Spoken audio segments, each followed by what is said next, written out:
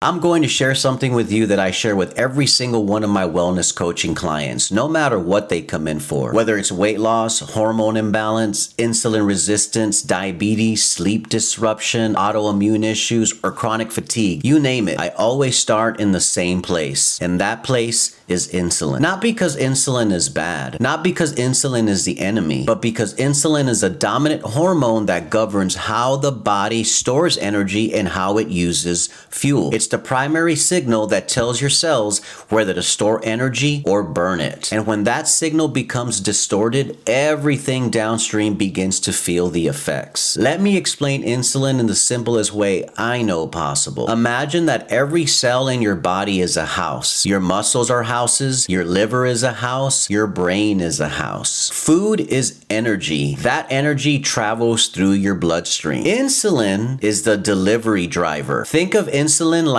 Uber Eats, if you will. Its job is simple. Insulin picks up energy from the bloodstream and delivers it to the houses that need it or call it. That's all insulin is trying to do. In a body with good insulin sensitivity, this system works beautifully. You eat, insulin rises a little, energy gets delivered to the cells, then insulin comes back down. In a well-regulated metabolic system, insulin returns to baseline in about 2 to 3 hours. That's normal, that's calm. But here's where things begin to change. Some foods turn into sugar in the bloodstream very quickly. Not just the obvious sugar, but bread, tortillas, rice, pasta, beans, even breakfast favorites like smoothies and oatmeal. When foods are soft, blended, or rapidly digested, that energy hits the bloodstream very quickly. It's like calling 20 Uber Eats drivers at the same time. Now imagine doing this all day long. Breakfast, snack, lunch, snack, dinner, then why not another snack? The delivery drivers never stop driving. Eventually, the houses stop opening the door. Not because they're broken, because they're full. This is what we call insulin resistance, well on its way to diabetes. Insulin is still knocking, but the cells stop answering. So insulin stays elevated longer and higher and longer. Here's a part most people are never told. When insulin stays high all day, the brain begins to think you're starving. Even though energy is everywhere, it's just stuck in traffic. So the brain sends hunger signals, cravings, fatigue, low energy. This is not a willpower problem. This is biology. So what does the body do with all that extra sugar? The first stop is the liver. The liver takes excess sugar and converts it into fat. Some of that fat becomes triglycerides, some becomes cholesterol. And this is how sugar turns into fatty liver. Not fat from fat, fat from sugar. Now let's talk about stress. Stress raises blood sugar even if you didn't eat. Poor sleep raises blood sugar. Snoring raises blood sugar. Mouth breathing tells the body that it's in danger, which activates stress hormones. Stress hormones raise glucose. Glucose calls insulin. Everything circles back to insulin. Food, stress, breathing, sleep. This is why I don't start with food rules when I coach people.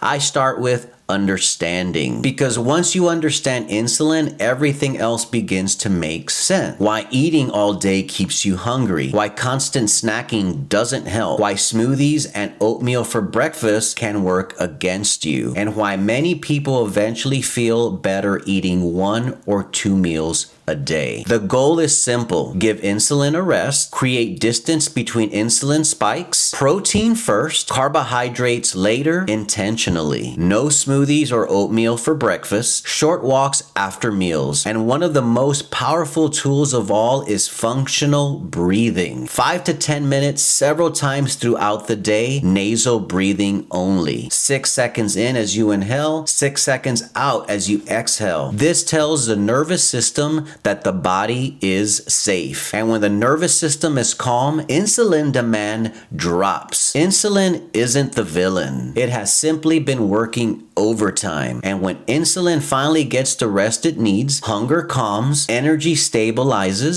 sleep improves, and the body begins to remember what it already knows how to do: heal. If this helped bring some clarity to insulin for you, share this with somebody who might be confused about it. And if you like this kind of content, follow Aquarian Nature, because clarity is healing.